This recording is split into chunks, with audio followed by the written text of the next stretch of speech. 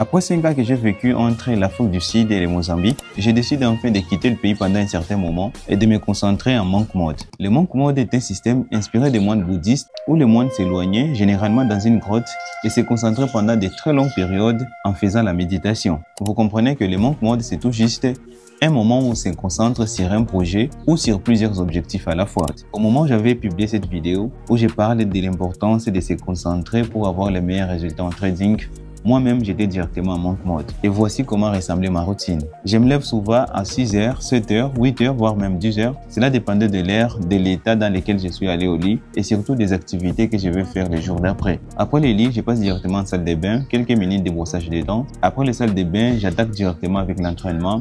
Mon programme est très simple. Je commence par étirement, chauffement. Parfois, je le fais seul ou parfois, je le fais avec des personnes. Les personnes qui me connaissent et qui sont passées me voir pour quelques heures. Je vais faire 100 pompes en fonction des 30, 20, 20, 10, 10, 10. Je vais renforcer un peu mes jambes en faisant quelques 2 ou 3 tours. Parfois du squat pur et simple et sans poids. Et cela me permet de rester en forme et de garder un niveau très élevé d'énergie. Après ça, c'est la cuisine. Je vais préparer mon petit déj composé de beaucoup de protéines.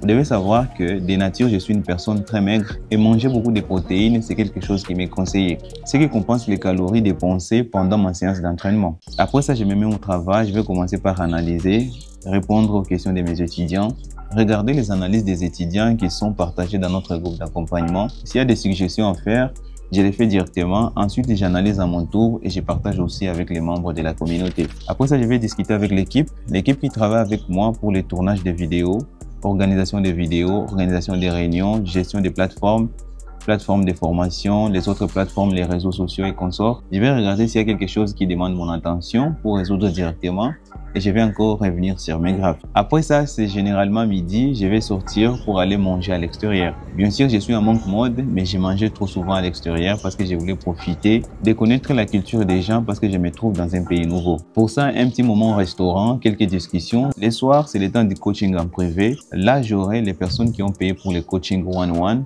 Parce que même pour ma formation préenregistrée, il y a une partie des coaching one-one où l'étudiant va poser des questions et moi aussi je vais lui répondre directement. Où je peux aussi réajuster la formation selon les profils de l'étudiant, de donner des quiz et pousser l'étudiant à passer à l'action, notamment en faisant des backtesting, mais surtout à prendre des positions sur les marchés. Après ça, c'est stratégie. Je vais programmer ce que j'ai à faire. Si j'ai une vidéo enregistrée, je vais apprendre par exemple. Pendant un certain moment, j'étais en train d'apprendre l'ICT et partager avec la communauté. C'est un challenge que je me suis lancé.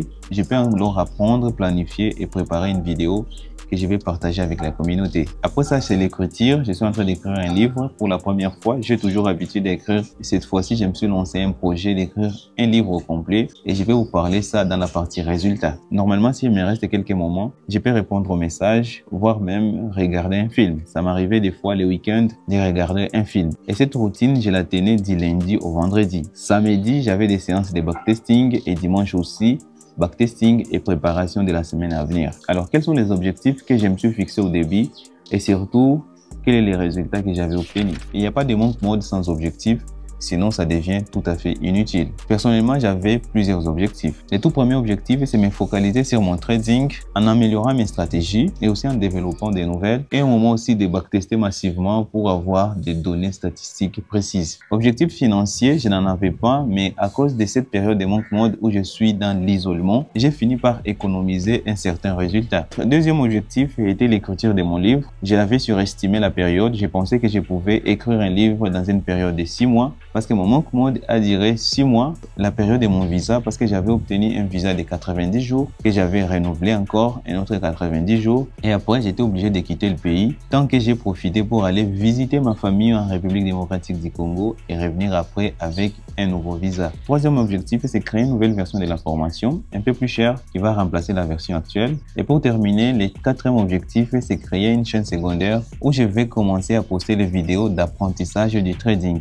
Une forme de formation gratuite du A à Z dédiée à une seule chaîne qui va appartenir à la communauté ARES Trading Academy. C'est là parce qu'il y a toujours les personnes qui viennent récemment découvrir le trading et qui s'abonnent sur cette chaîne principale et n'arrivent pas à capter les messages dans mes vidéos parce qu'ils trouvent ce que je partage sur cette chaîne est déjà très avancé. Après 6 mois de monk mode, voici alors les résultats. D'abord, ce que vous devez savoir, j'ai beaucoup surestimé la période de 6 mois. Je pensais qu'une période de concentration complète pouvait me permettre d'obtenir des très gros résultats. J'ai bien sûr avancé, j'ai accompli certaines choses que je n'avais pas prévues au début et certaines choses que j'avais prévues, j'y travaille encore. Côté trading, j'ai développé de nouvelles stratégies, ce qui m'a amené à ne pas être très présent sur les réseaux. Mais pendant cette période, nous avons accompli certaines choses. Par exemple, nous avons développé une page Facebook avec des personnes très actives. Et aussi côté TikTok, j'avais posté quelques vidéos au début. Mais aujourd'hui, on est à plus de 5000 abonnés, quelque chose que je n'avais pas prévu au début. Merci aussi pour les personnes qui sont abonnées sur TikTok. Maintenant, je vais avoir les objectifs pour TikTok et aussi pour Facebook. Mais côté Telegram, j'étais absent, mais je suis encore de retour. Nous allons analyser et partager quelques trades et quelques astuces sur le trading comme auparavant. Côté formation, la formation elle est encore en cours. Je pense qu'elle sera disponible dans quelques mois. Côté livres, les livres, je ne suis qu'à 40% de l'écriture. J'avais surestimé la période de 6 mois où j'avais sous-estimé l'écriture d'un livre. Mais je trouve que pour obtenir quelque chose de qualité, ça demande beaucoup de travail. Pour la chaîne secondaire, il n'y avait pas besoin de créer une nouvelle chaîne. J'avais une chaîne que j'exploitais auparavant. C'est d'ailleurs la chaîne où j'ai partagé la vidéo. Quand cette chaîne principale était piratée, j'avais posté une vidéo sur cette chaîne secondaire. Cette chaîne dorénavant appartient à la communauté Ares Trading Academy. Et au moment où je suis en train d'enregistrer cette vidéo, 3 vidéos de formation gratuites sont déjà disponibles. Sauf qu'elles ne sont pas encore rendues publiques, mais c'est quelque chose qui sera fait au courant de cette semaine. Et ça, les résultats que j'ai obtenus dans cette période de monk mode. Et je pense que ça ne serait plus le monk mode, ça serait mon style de vie tant que je serai encore à Dar es Salaam. Parce que l'environnement ici me permet de vivre de cette façon. Et à un certain moment, je me suis habitué jusqu'à ne pas les considérer comme une période de monk mode, mais comme mon style de vie habituel.